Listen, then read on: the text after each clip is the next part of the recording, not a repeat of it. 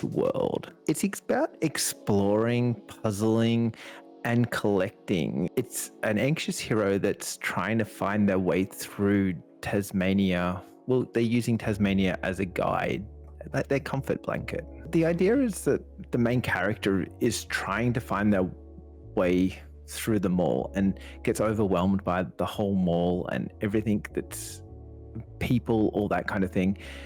But Chewy, the dog, is really into this whole going to get some food. Dogs love food, don't they? And Nim does it for Chewy basically, but has to reimagine the world to be Tasmania to help out with that whole process. It actually came from my son. I asked him to draw a picture of how he felt one day, and he drew Nim, our main character, and he said that he felt like he was an alien. No one liked him, so that was like the best idea for a main character ever, of getting food.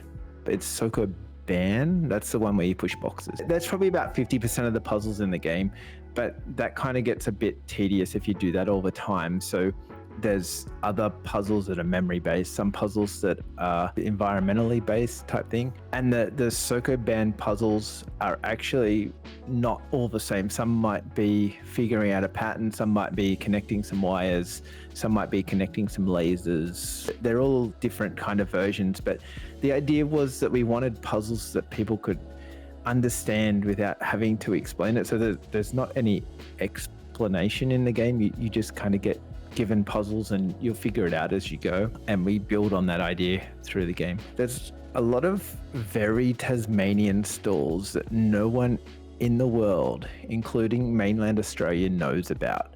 So we've made parodies of these particular stores that only Tasmanian people, these Taswegians, will understand, and we put them in the game. So we haven't broke copyright, but they're kind of hints of Tasmanian stuff. Well, a lot of the walks are actual modeled off real walks and stuff like that you can do in Tasmania. I love, like, we both like walking, and I was like, we wanted to add wilderness kind of areas to the game, and I was like, oh, let's make it like this walk over here.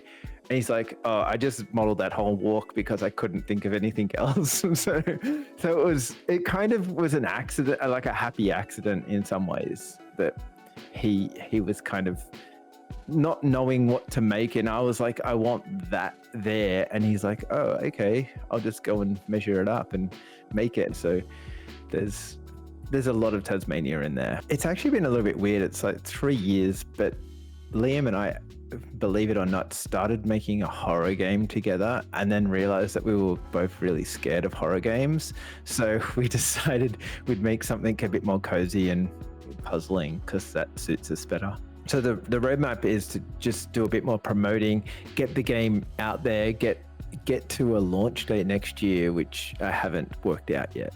I think we should be doing testing. If people want to join our Discord and do some bug testing for us early next year, you can probably find us somewhere. What is your go-to caffeinated beverage when working on the game? I have espresso, but I am very caffeine conscious. When I started making the game, I used to have like 7 espressos a day, and it turned out I never slept. So I quit caffeine altogether, and then I've just recently introduced myself into 1 espresso a day, and that does me quite capable for the day.